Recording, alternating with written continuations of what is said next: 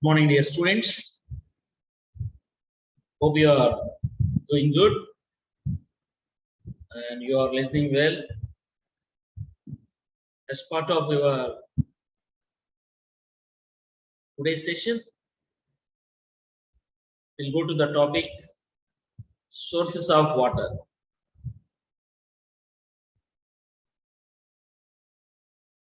In the previous class, we have seen the topic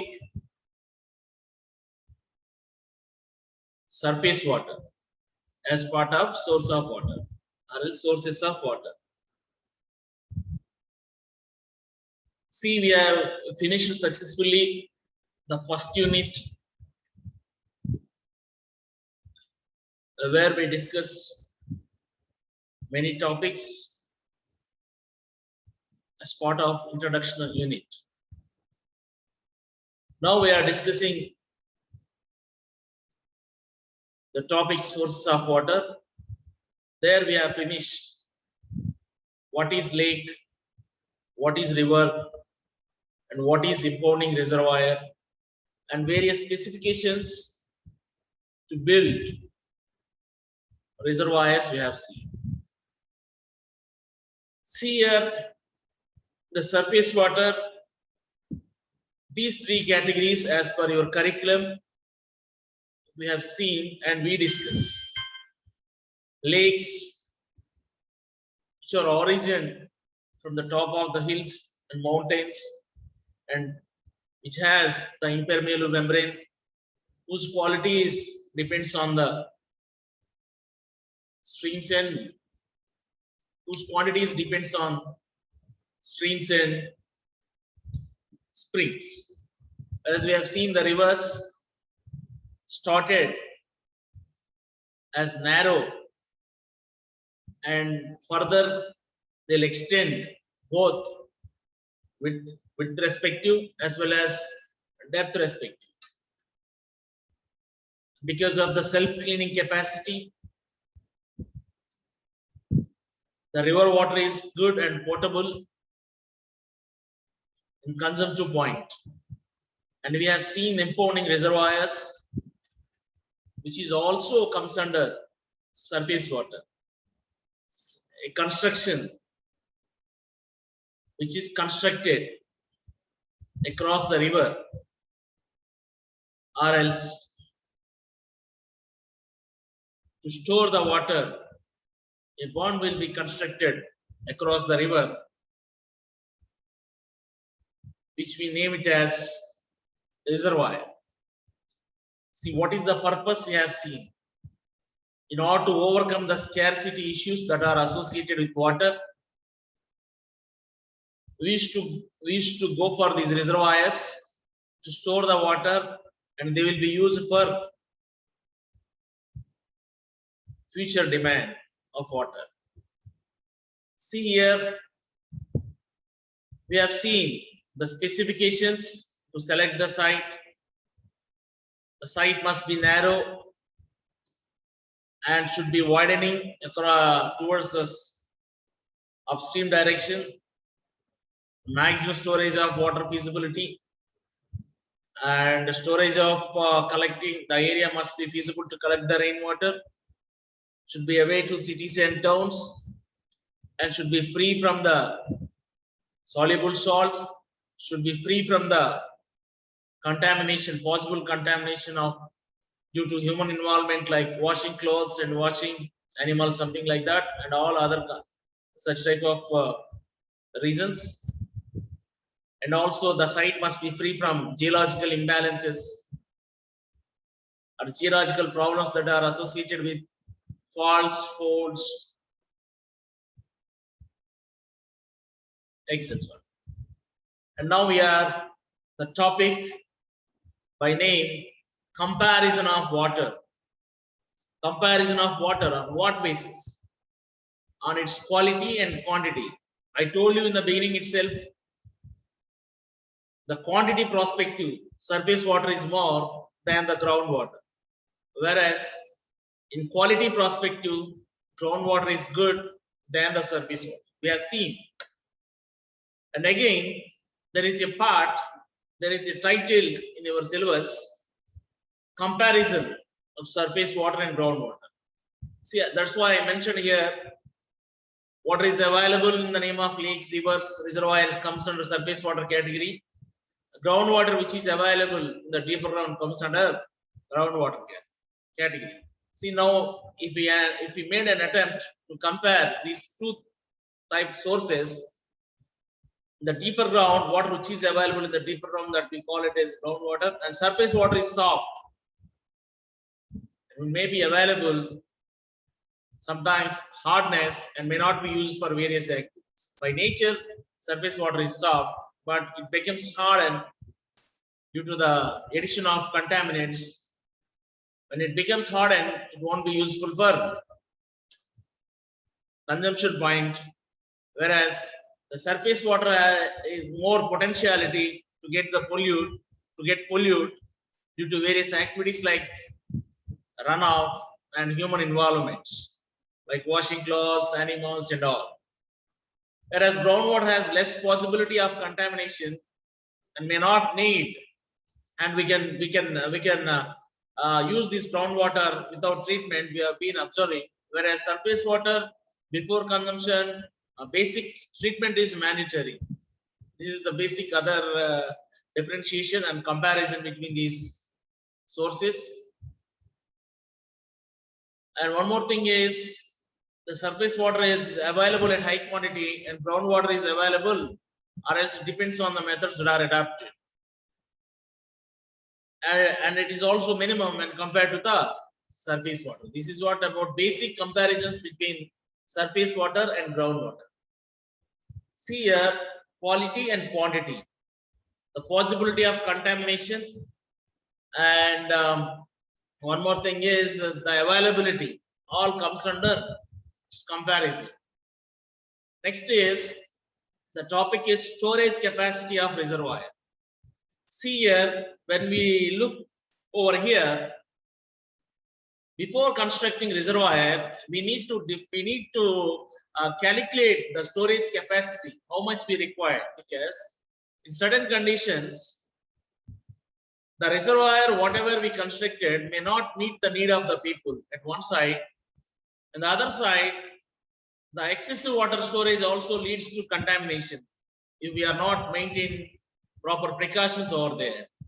Of course, anything with respect to water, when we are storing long period of time, there are more chances to contamination as the water is storing it outside in the name of reservoirs. What I am speaking is here as an introduction part of this storage capacity. In both the cases, in the first case, the water is not meet the demand of the people. And the second case, water is not using because excessive water is storing. In both the cases, there might be an occurrence of problem with respect to water. That is the reason you must learn, or you must be thorough enough to find out the capacity of reservoir by considering the following factors. What are those? The first one, average rainfall of previous 3 consecutive years has to be known. See, I said that when we are discussing about the consideration to select the site for reservoir, one point we discussed, the selected site must be feasible to collect more and more amount of rainwater. That point is closely associated with this point. The average rainfall of previous 3 consecutive years of that particular area has to be known. The rate of inflow and outflow of reservoir must be known. How much outflow you are expecting, how much inflow you are expecting. The rate of losses and damages has to be identified before we are going to finding of capacity of storage or a storage capacity of proposed reservoir. The first thing is the average rainfall of what? Of past 3 consecutive years has to be known. The inflow and outflow, what you are expecting must be known. and the losses and damages throughout the supply system must be known. By considering all these three parameters, Hoskilay proposed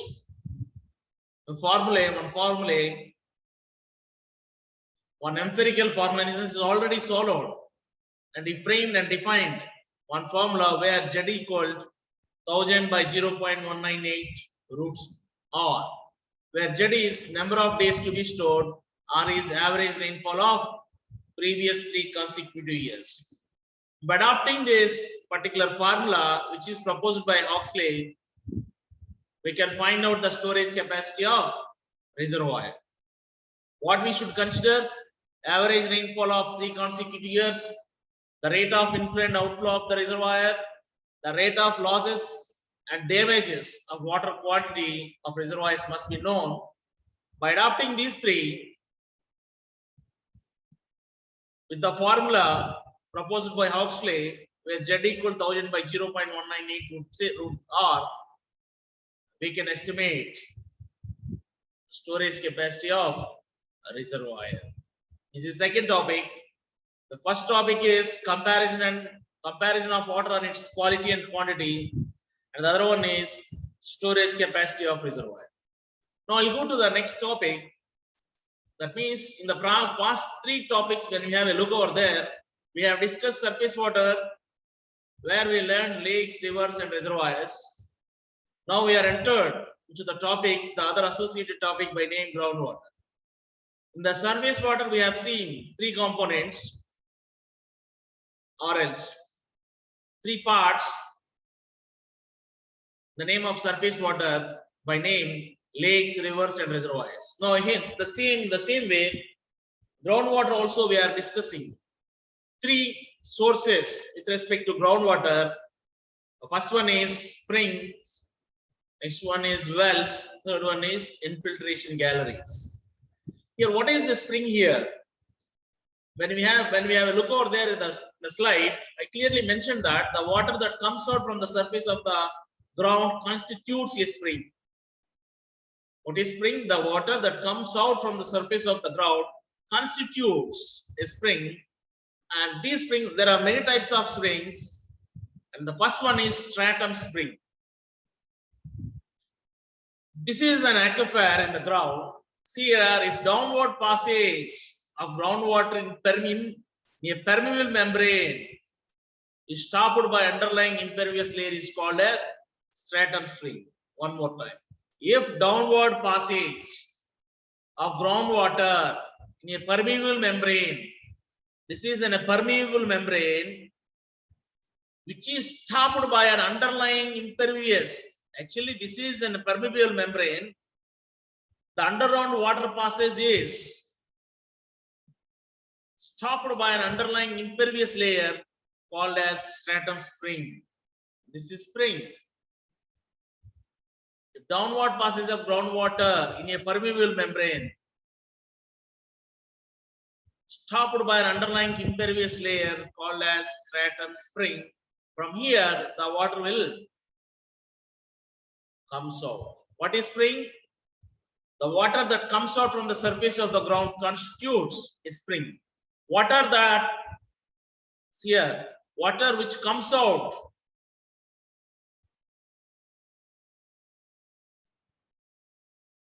or as the downward passage of groundwater in a permeable membrane is stopped by an underlying impervious layer is called as stratum spring, followed by overflow spring. So you have a look over here. This is impervious overflow spring. What is this speaking to us? A spring may arise in the junction of 2 formations of both permeable and impermeable layers, from where high quantity of water is releasing, called as overflow spring. It is in a junction of 2 formations. What are those formations? Permeable and impermeable membranes. Permeable and impermeable membranes. Permeable and impermeable membranes, from where high quantity of water is releasing called as overflow spring. It's in a junction of two formations of both permeable and impermeable membranes from where the water is flowing out. It's called as overflow spring. Next one is valley spring. Have a look over there. At certain conditions, due to existed geological conditions, there might be a formation of valleys. Because of the existed geological conditions, there might be a formation of valleys, the downwards, as well as hills, the upward formation of soil. During rainy season, water will be stored in the valleys due to natural phenomena for a long period of time, but it may not be observed during the rest of the season where the water is coming out from the soil due to the abundance of water in the immediate layers of the soil. One more time, here I just read what I mentioned over there. Normally, as water flows downwards, water during rainy season, water will be stored in the valleys. Even though absence of rain, sometimes from those valleys, by nature, water flows out from the bottom of those valleys where the permeable, because of the permeable membrane, which is closely connected to the aquifer that is next to the permeable membrane existed in the ground. Understand? Have a look over here, valley spring. So this is valley. During rainy season, water flows and will be here. Even the absence of rains, because this layer is permeable and the next layer next is aquifer. From the aquifer through the permeable membrane, the water will comes out. It is called as valley spring. Understand? This is called as valley spring. Okay, next one is fault spring. See, water comes out from the surface of the soil through the faults. You know the fault and fold you learned in geology. What is in a fault in a thin line, thin crack along the rock or as along the particular rocky formation. See, water comes out from the surface of soil through the faults of rocky beds from the nearby associated permeable bed called as fault spring. Water comes out along the cracks of those faults when these rocks are associated next to the permeable membrane having water aquifer or is having an aquifer. In one word, the water comes out from the lines of those faults called as or as constitutes fault spring. Understand? The next one is deep-seated spring. When the water comes out from the surface of the soil along with the lava due to the volcanic actions. You know what is this volcanic action? See, when these volcanoes will burst due to the sudden release of stress, lava flushed out. Along with this lava, the water will comes out. Some part of water or else some amount of water will come out, and it is called as deep-seated spring. The next one is solution channels. At limestone bed areas, the groundwater comes out through the faults along with the chemicals such as calcium, magnesium, etc. Constitute or else forms a solution which is called as solution channel.